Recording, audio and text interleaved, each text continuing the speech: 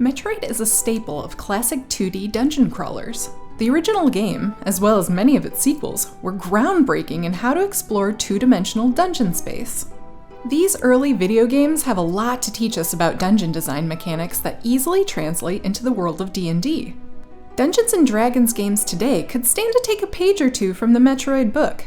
Let's dive right in and take a look at the relationship between Metroid and dungeon design. The Metroid series shares a lot with The Legend of Zelda when it comes to surface-level comparisons. Both games use dungeons with locked areas, make heavy use of maps, and use key items to set progression.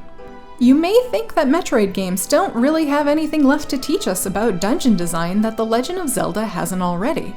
But when you take a closer look at Metroid, you begin to see what makes the game stand out. In the more classic games, Metroid takes place in a single dungeon. This alone is a big difference. The world fits together like a mega dungeon and acts as one big puzzle. Metroid dungeon design is both very open and very closed. There are often large sections of the game that are available for you to enter, but too difficult for you to deal with until you get certain upgrades. In Super Metroid, this is most apparent in areas where the environment is too hot and you need a suit upgrade to prevent yourself from taking damage.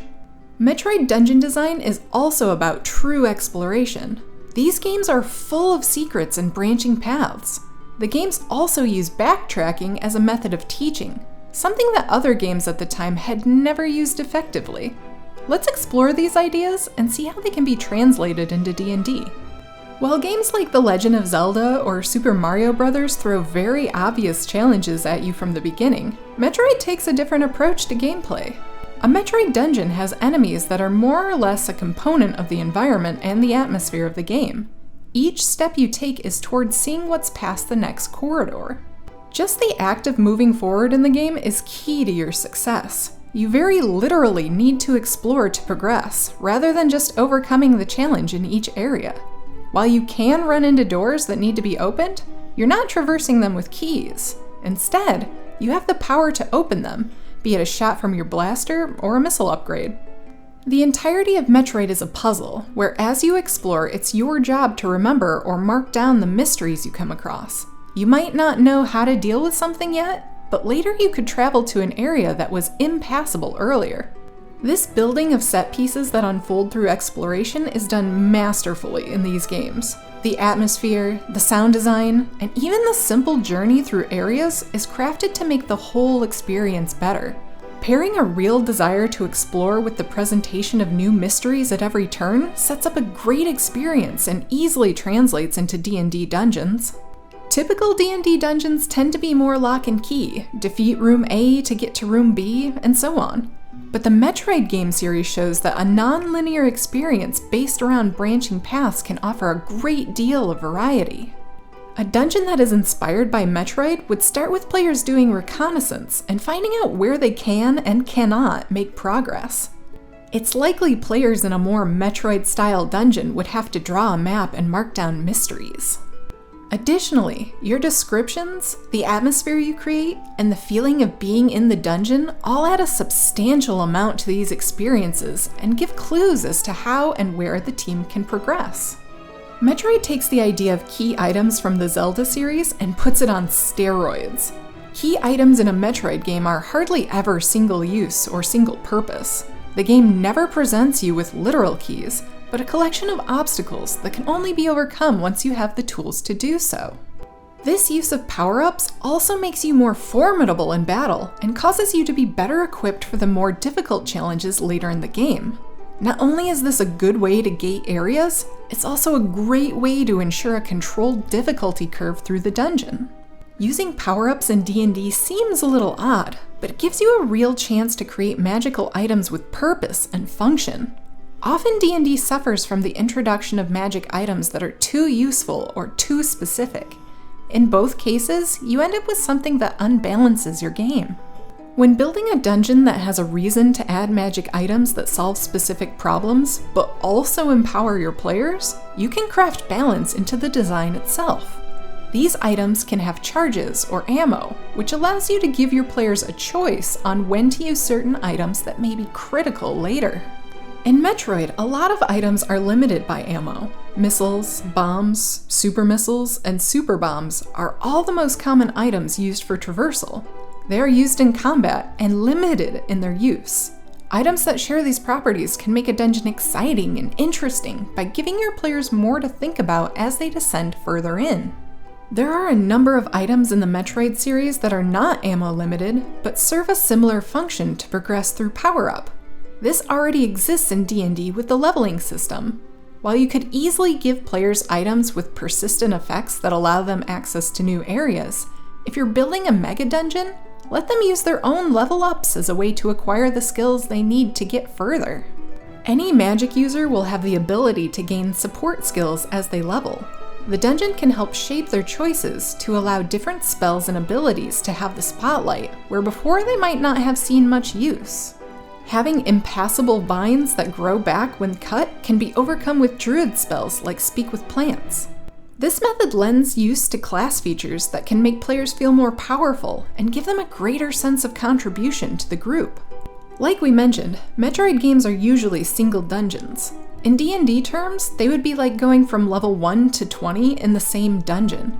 This might be too much for your campaign, but designing a dungeon where your players will spend a long time and many levels within is an exciting design challenge. Metroid handles its dungeon design by giving purposeful backtracking, exploration rewards, and shortcuts throughout the game. In your D&D game, all these ideas can be implemented in much the same way. Backtracking can be rewarded by showing off unreachable locations that the players can later choose to return to. Shortcuts can easily be created by having progression power-ups give you quick access to different areas. These make a large dungeon feel more connected and exciting to explore. In a very real way, this all comes down to breaking up a linear dungeon by adding loops, gates, and treasure throughout, something that Metroid displays in spades. Enemies in a Metroid game are mostly creatures that live in the environment. They attack you since you've invaded their territory. This also feels true for the game's bosses, which are often fiercer and more difficult creatures that live in a particular area. This translates directly into the idea of layers in D&D. Dungeons & Dragons already has some great layer rules fleshed out and ready to go for difficult monster encounters. In Metroid, these kinds of encounters are mirrored by the presentation of bosses in areas that cause you to consider your environment. A perfect boss example is the Super Metroid boss, Dragon. Dragon uses the water boss layer to challenge how you move, while also giving them more freedom of mobility and different ways to hide or launch major attacks. This boss fight feels like fighting a creature defending its territory. It's not hunting you, but once you enter its nest, it strikes using all of its natural advantages. This same style of boss encounter can add real high points to your D&D game, especially when paired with a longer mega dungeon. Each monster layer acts as a capstone to a section and indicates a certain amount of progress towards overcoming the dungeon as a whole. If you plan on building a mega dungeon, this is a fantastic lesson to pull from Metroid games, as it really accurately fits mechanics D&D already has laid out for you. In addition to fitting into the game smoothly, this can also highlight another challenge in that your players don't leave a dungeon when they defeat a boss, but instead only gain a small reprieve before venturing deeper in. So after all that, you still want to build a Metroid-style dungeon for your game.